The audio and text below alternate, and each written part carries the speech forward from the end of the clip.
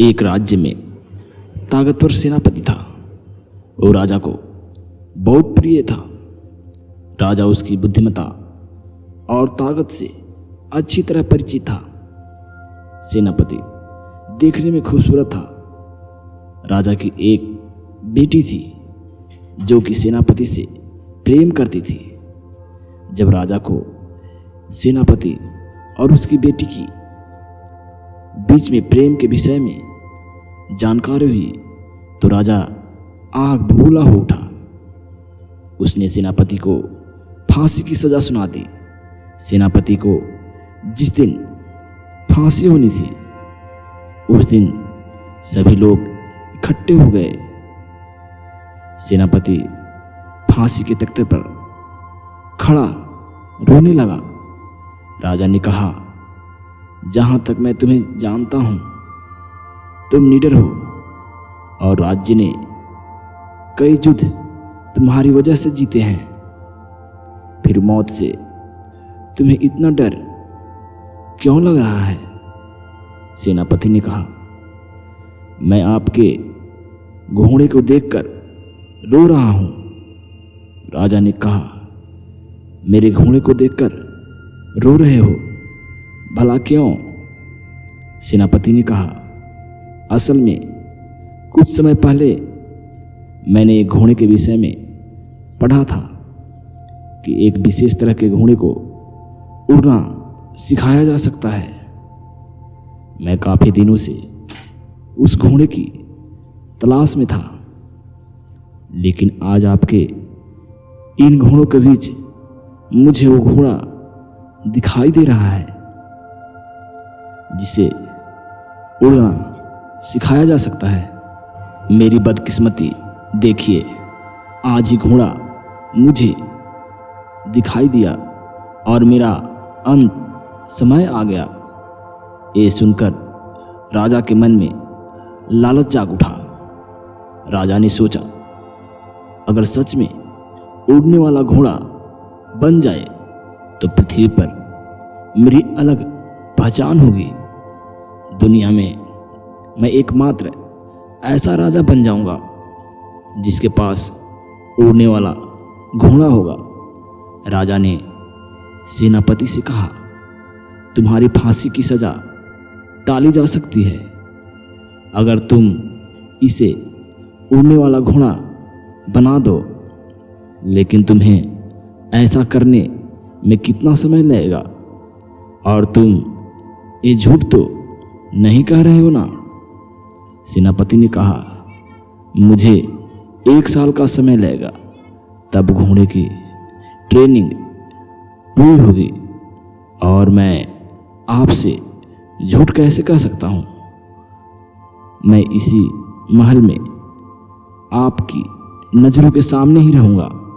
राजा ने कहा, ठीक है, यदि तुमने उड़ने वाला घोड़ा बना दिया तो तुम्हारी सज़ा भी माफ़ कर दी जाएगी। इसके बाद सेनापति को आज़ाद कर दिया गया।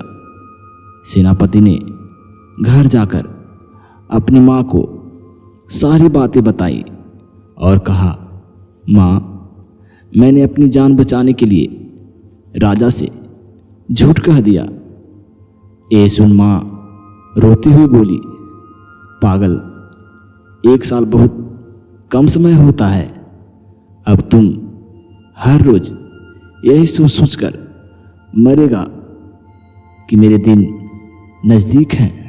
सेनापति ने कहा, माँ, मैंने सुना था कि कल क्या होने वाला है इसका अंदाज़ा कोई भी नहीं लगा सकता और हमारे द्वारा लगाए गए अंदाज 100 में 99 मौके पर गलत ही होते हैं। अब आगे उस परमात्मा की इच्छा है।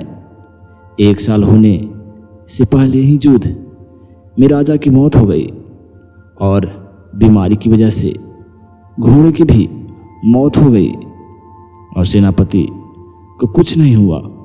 राजा की बेटी से विवाह कर वो खुश रहने लगा। दोस्तों, आज किसी बच्चे को जन्म हुआ और आज ही मौत हो गई तो हम सीधे ही गुस्से में ईश्वर से सवाल करते हैं, इतने छोटे बच्चे ने क्या पाप किए थे जो उसे छीन लिया? एक ऐसी व्यवस्था है तुम्हारी। अब एक बात सोचो, हो सकता है वो बच्चा कल बड़ा होकर हिटलर बनता और करोड़ों लोगों की मौत के घाट उतार देता। हिटलर करोड़ों लोगों की मौत की वजह बन जाता। उसकी माँ भी कहती होगी कि काश बचपन में ही ये मर जाता। सोचो, आपके बारे में एक पूरी किताब लिखी हुई है।